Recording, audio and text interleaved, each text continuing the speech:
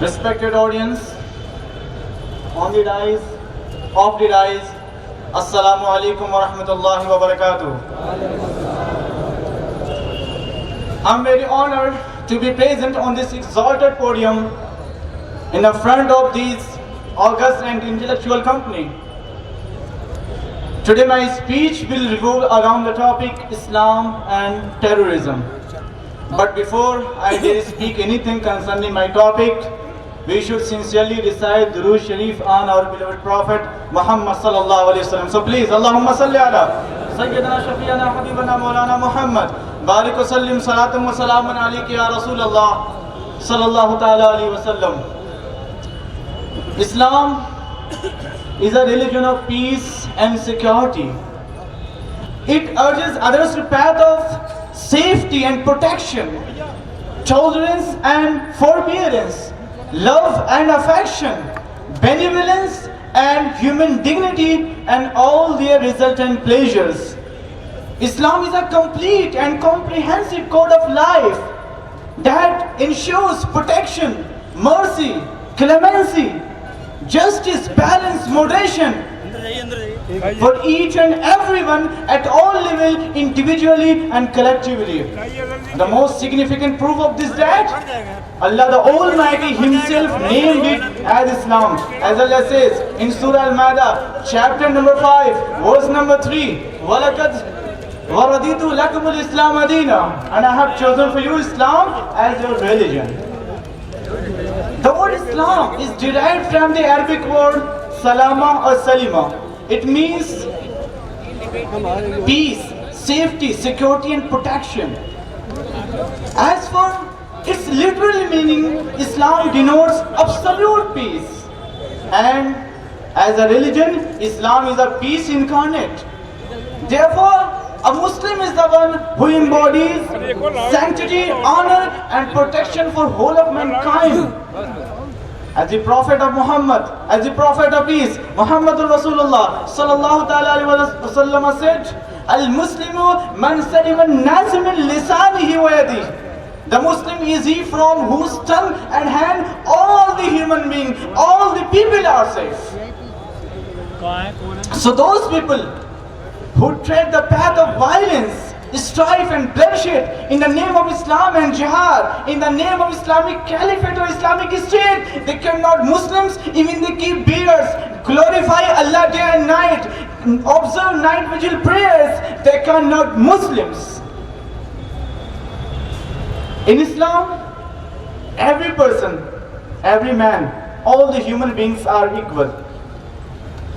No discrimination would be made on the basis of color, caste, race and religion. Like Islam's, the protection of life, honor, sanctity of non-Muslim citizens living in Islamic state or in non-Islamic country is binding duty upon every Muslim in general and in Islamic state particular.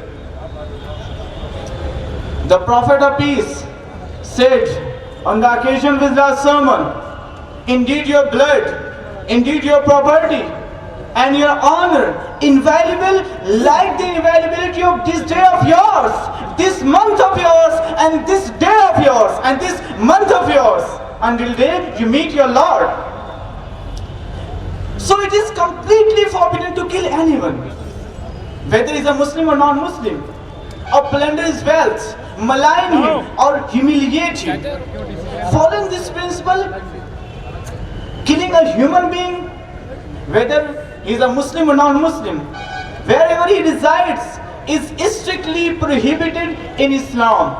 As Allah says in Surah Al-Ma'idah, chapter number 5, verse number 32, Man qatala nafsan bighayri nafsin aw fasadin fil ard faka'annama qatala an-nasa jami'a wa man ahyaha faka'annama ahya an-nasa jami'a.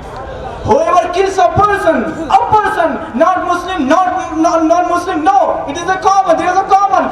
Whoever kills a human being, unless it would be for murder or for spreading mischief in the land, it is as if he killed all humanity.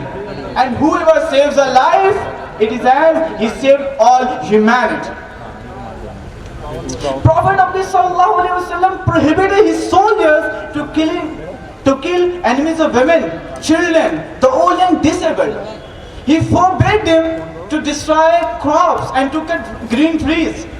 History bears that the Prophet of peace sallallahu alaihi wasallam participated in more than 20 battles, but the total death count didn't exceed 1,000. My dear Islamic brothers, I want to ask you, I want to take your attention. When Islam doesn't allow killing enemies of women, children, while it is said that everything is fair in the love and war, then how can Islam allow killing the person whose killing has been forbidden by Allah and His beloved Prophet of peace? How can Islam allow inciting terror in the hearts of defenseless civilians, wholesale destructions of properties and buildings, maiming and bombing innocent men and women? How can Islam allow it? In my adolescent days, once one of my friends asked me of the greatest sinner among the two persons, one who demolishes Holy Kaaba while the other kills a Muslim. I replied, the one who demolishes Holy Kaaba. Of course, this answer would be from every Muslim, because Holy Kaaba is highly respected to them. But few years later, I came to know that I was totally wrong. The Prophet of peace sallallahu alaihi wasallam declared that the sanctity and honor of a Muslim is greater than that of Holy Kaaba. Abdullah ibn Umar radiyallahu anhu states, once I saw the messenger of Prophet of peace sallallahu alaihi wasallam circumambulating the Holy Kaaba, and he was addressing it. How excellent you are! How sweet your smell is! How grand you are, and how great your sacrifice is! By the one in whose hand is Muhammad's soul, the sanctity and the honor of a Muslim is greater in sight of Allah than your sacredness. This is a tragic, my dear, this is a tragic but undeniable truth that the vast majority of the victims of terrorism are themselves members of Muslim faith. Yet do I need to say that Islam is not a religion of terrorism? Muslims are not terrorists. We are tired of condemning terror attacks.